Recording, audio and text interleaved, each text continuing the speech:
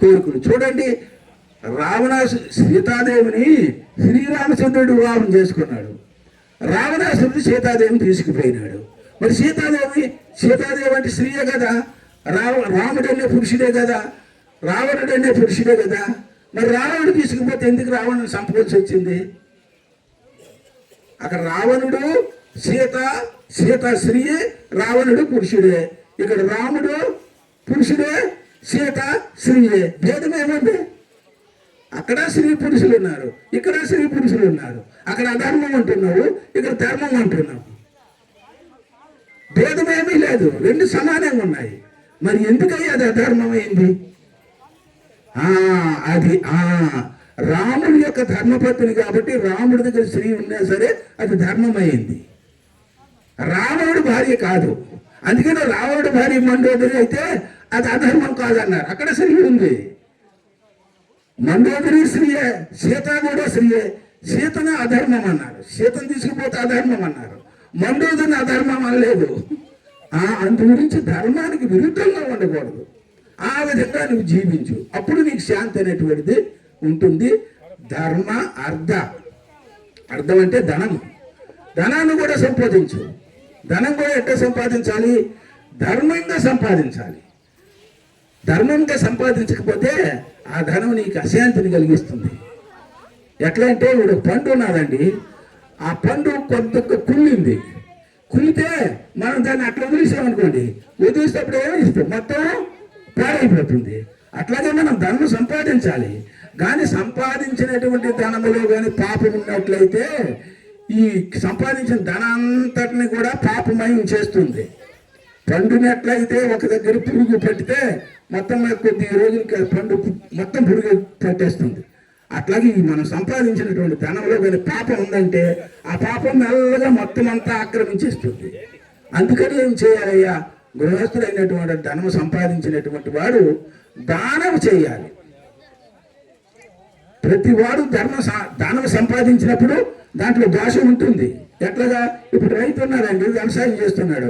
వ్యవసాయం చేసినా సరే అదంటే పాపం ఉంటుంది. ఆ వ్యవసాయం చేసినప్పుడు ఎన్నో జీవులు చనిపోతూ ఉంటాయి. మరి జీవులు చనిపోతే పాపమే కదా. మరి పాపం అయితే వ్యవసాయం చేయకుంటూ ఉంటాడా? వ్యవసాయం చేయకపోతే ఎట్లా బతుకుతాడు? వ్యవసాయం చేయవలసిందే. వ్యవసాయం చేస్తే పాపం వస్తుంది. మరి వస్తే ఎట్లాగయ్యా? ఆ పాపాన్ని పోగొట్టుకోవడం కొరకు దానం చేయాలన్నమాట. అందుకనే మన సనాతన ధర్మంలో 100 రూపాయలు సంపాదన ఉంటే 10 రూపాయలు దానం చేయాలి. 10 రూపాయలు దానం చేసినట్లయితే ఆ పాపం పోతుంది, పోయి ఉన్న 90 రూపాయలు శుద్ధంగా ఉంటుంది అనమాట. అందుకనే ధర్మ అర్ధ ధనాన్ని కూడా సంపాదించుకో. అది ఎట్లా ఉండాలి? ధర్మం ఉండాలి. ధనాన్ని సంపాదించమన్నారు కాబట్టి నేను దొంగతనం చేసి డబ్బు సంపాదించేస్తాను, గుండాతనం చేసి డబ్బు సంపాదించేస్తాను, ధనం సంపాదించమని కదా చెప్పినారు అని అంటే అత్ర వశిష్ఠ మహర్షి చెప్తున్నాడు, అత్ర ఆహారార్థం కర్మ కుర్యాత్ అనింద్యం. ప్రతి ఒక్కరు కూడా పని చేయాలి, డబ్బు సంపాదించాలి అని చెప్పినాడు. ఎందుకయ్యా డబ్బు సంపాదించాలి? ఎందుకు పని చేయాలి? ఆయన కూర్చొని గమ్మని ఉండొచ్చు కదా అంటే కారణం చెప్పిన. అత్ర ఆహారార్థం, నువ్వు కూర్చొని ఉండే భోజనం కావాలి, పని చేసినా భోజనం కావాలి, బట్టలు కావాలి, ఇల్లు కావాలి. ఇవన్నీ కావాలంటే ఏం కావాలి? డబ్బు కావాలి. డబ్బు కావాలంటే ఏం చేయాలి? పని చేయాలి. పని చేసి డబ్బు సంపాదించు అని చెప్పినాడు. పని చేసి డబ్బు సంపాదించమన్నాం కాబట్టి నేను దొంగతనం చేస్తాను, అది కూడా పనే కదా. నేను పని చేసి కదా డబ్బు సంపాదించమన్నావు, దొంగతనం కూడా పనే కదా. దొంగతనం చేసి డబ్బు సంపాదిస్తాను అంటే అప్పుడు అత్రాహారార్థం కర్మ కుర్యాత్ అనింద్యం. అనింద్యం అంటే పాపరహితమైనటువంటి పని చేయమని అర్థం. అంతే కానీ పని చేయమన్నారని పాప పని చేయమని అర్థం కాదు. పాపరహితమైనటువంటి పని చేసి డబ్బు సంపాదించు, అది అక్కడ ధర్మం అవుతుంది. ఆ విధంగా ధనాన్ని సంపాదించుకో. ధర్మ అర్థ కామం. కామం అంటే కోరికలు. ఆ కోరికలకు కూడా నువ్వు తీర్చుకో. దానివల్ల కూడా ప్రమాదం.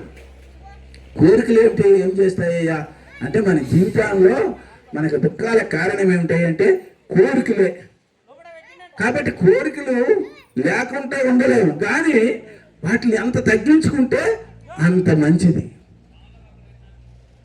అట్లాగా అభ్యాసం అయిపోయిన తర్వాత అవంతరమే పోతాయి. ఇప్పుడు చూడండి, ఒక ఆయనకి మామూలుగా ఎప్పుడు పండుకుంటే బెడ్ మీద పండుకుంటే అలవాటండి. ఆయన అయ్యప్ప స్వామి మాలేసాడండి. అందుకనే మహాత్ములు ఇవన్నీ పెట్టారనమాట. అయ్యప్ప స్వామి మాలేసాడండి. అప్పుడు దేని మీద పట్టుకోవాలి? చాప మీద కింద పండుకోవాలి, చాప మీద పట్టుకోవాలి.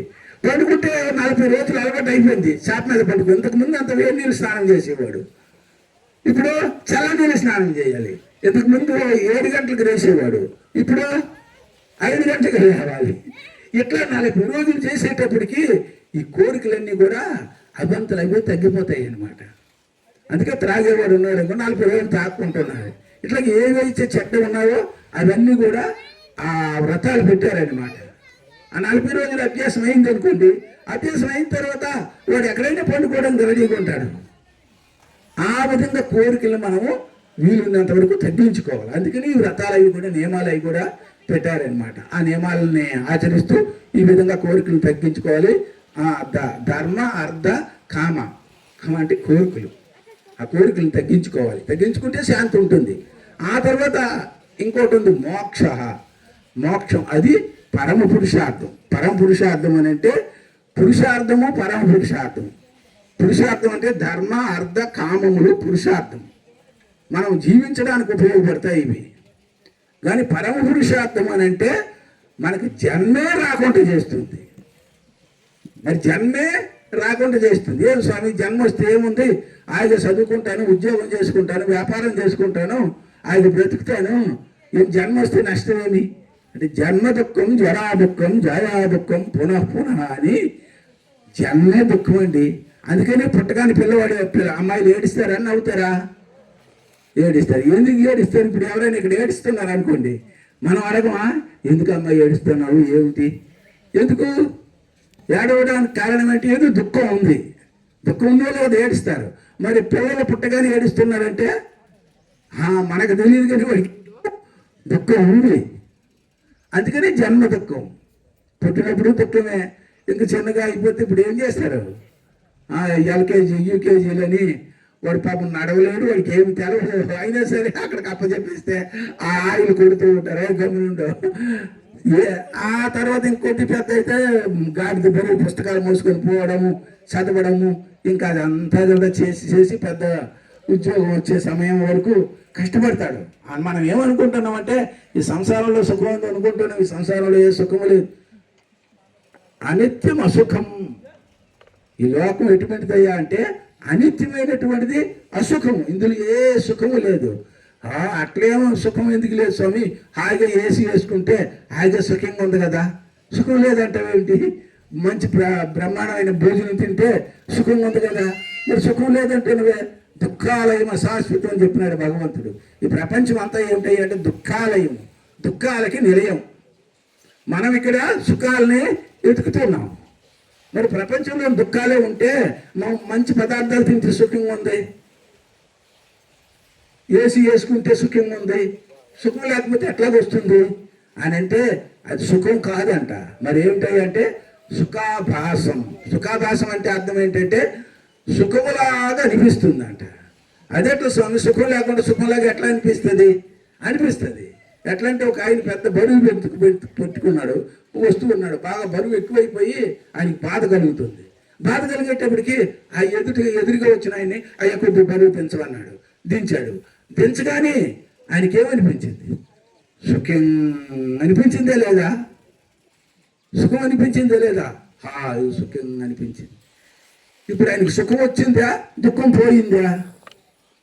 సుఖం రాలేదు.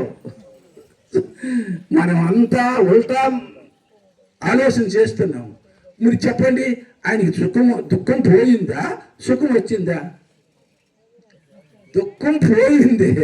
నెత్తి మీద పడి ఉండేటప్పుడు దుఃఖం ఉండింది. ఎప్పుడైతే దించినాడో ఆ దుఃఖం పోయింది. ఆ దుఃఖం పోవడమే వీడు సుఖంగా అనుకుంటున్నాడు. అంటే ప్రపంచంలో మనకు కలిగేటటువంటి సుఖాలన్నీ కూడా ఏంటయ్యా అంటే దాన్ని ఏమంటారంటే సుఖాభాసం. సుఖాభాసం సుఖంలాగా అనిపిస్తుంది. ఎందుకంటే దుఃఖం పోయింది. ఇప్పుడు మనకి అన్నం తింటే సుఖం ఉందండి. అన్నం తింటే ఎందుకు సుఖం ఉంది? అన్నం తిన్నప్పుడు బాధ ఉంది, ఆకలి బాధ. అట్లా నువ్వు ఏ పని చేసినా నీ సుఖం కలుగుతుందంటే అక్కడ ముందు దుఃఖం ఉంది. ఆ దుఃఖాన్ని పోగొట్టుకోవడానికి ఈ పని చేస్తున్నాం అనమాట. అందుకని ప్రపంచంలో సుఖం ఉందని భ్రాంతిని విడిచిపెట్టుకో. ప్రపంచంలో దుఃఖాలే ఉన్నాయి కానీ సుఖం అనేటువంటిది లేదు. అందు గురించి జన్మ దుఃఖం, జరా దుఃఖం, జాయా దుఃఖం, పునః పునః అని ఇదంతా కూడా దుఃఖంతో కూడినటువంటిదయ్యా ఈ ప్రపంచం అంతా కూడా. అందుకని జన్మ రాహిత్యం చేసుకున్నట్లయితే ఇక నీకు దుఃఖం అనేటువంటిది ఉండదు. ఆ జన్మరాహిత్యం ఎప్పుడవుతుందయ్యా అంటే ఆ భగవంతుడిని తెలుసుకోవాలి. తెలుసుకుంటే అప్పుడు జన్మరాహిత్యం అవుతుంది. మరి భగవంతుడు తెలుసుకోవాలి. భగవంతుడు ఎక్కడున్నాడు? హృదయేశార్జున తిష్టతి. భగవంతుడు ఎక్కడున్నాడు? అందరి యొక్క హృదయాల్లోనే ఉన్నాడు. ఆ హృదయంలో ఉన్నటువంటి వాడు ఆయనే భగవంతుడు. మనమే తెలుసుకుంటాం అంటే ఈ శరీరమే నేనని తెలుసుకుంటున్నాం. ఈ శరీరము మనం కాదు. ఈ శరీరాన్ని నడిపించేటటువంటి ఓ చైతన్య శక్తి మన హృదయంలో ఉంది. దానిని తెలుసుకోవాలన్నమాట. అది నేనని తెలుసుకోవాలి. మనం ఈ తిప్పలన్నీ దేనికి పడుతున్నాము? ఈ శరీరం కొరకే తిప్పలన్నీ పడుతున్నాం. ఇది మన కాదు. మనం ఎవరమయ్యా అంటే హృదయేశార్జున తిష్టతి. ఆ భగవంతుడు హృదయంలో ఉన్నాడయ్యా. హృదయంలో కూడా మనం చేసే ప్రతి పని కూడా భగవంతుడు కుట్టనే చేసుకుంటున్నాం. మనం గాలి పీలుస్తున్నాం అంటే ఎవరి ద్వారా పీలుస్తున్నాం? భగవంతుడి ద్వారా పీలుస్తున్నాం.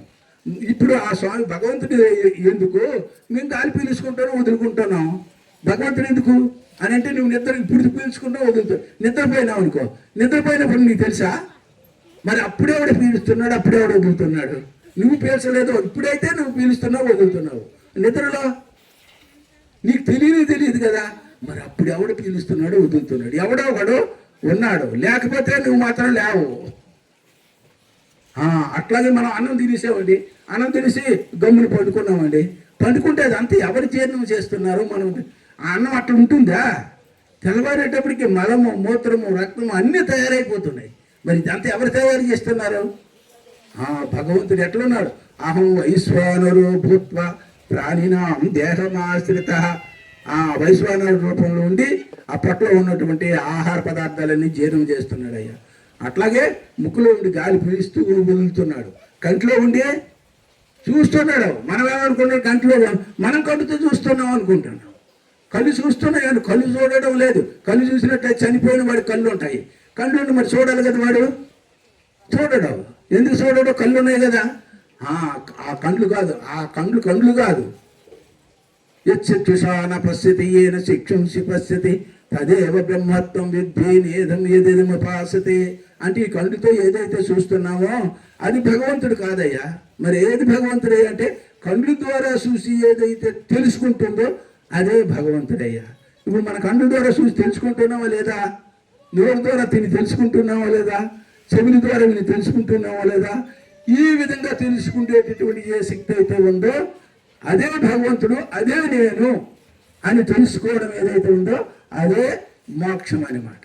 అది తెలుసుకుంటే ఇంకా జన్మరాహిత్యం అనేటువంటిది కలుగుతుంది. అందుకనే పరమ పురుషార్థం అంటే మోక్షం పొందడం కొరకే మనకు మానవ జన్మ వచ్చింది అనేటువంటి విషయాన్ని బ్రహ్మదేవుడు చెప్పడం జరిగింది. కాబట్టి మన మానవ జన్మ ఎందుకు వచ్చిందంటే ఎందుకు వచ్చింది? పరమాత్మను తెలుసుకోవడమే, జన్మరాహిత్యం తెలుసుకోవడమే. ఇందుకొరకే మానవ జన్మ వచ్చిందని బ్రహ్మదేవుడు చెప్పడం జరిగింది. అటువంటి శక్తిని భగవంతుడు మన అందరికీ అనుగ్రహించి ఆశీర్వదించుదురుగాక.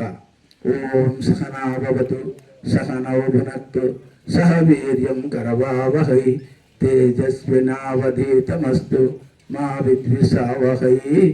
ఓం శాంతి శాంతి శాంతి. ఓం తత్సత్. పూజ్యపాదులు శ్రీ శంకరానందగిరి స్వామి వారు ఆత్మీయులు. మేము ఈ ప్రాంతం రావడానికి ఆయనే కారకుడు. మాకు తెలియదు ఈ ప్రాంతం. ఈ ప్రాంతం నాకు తెలియదు.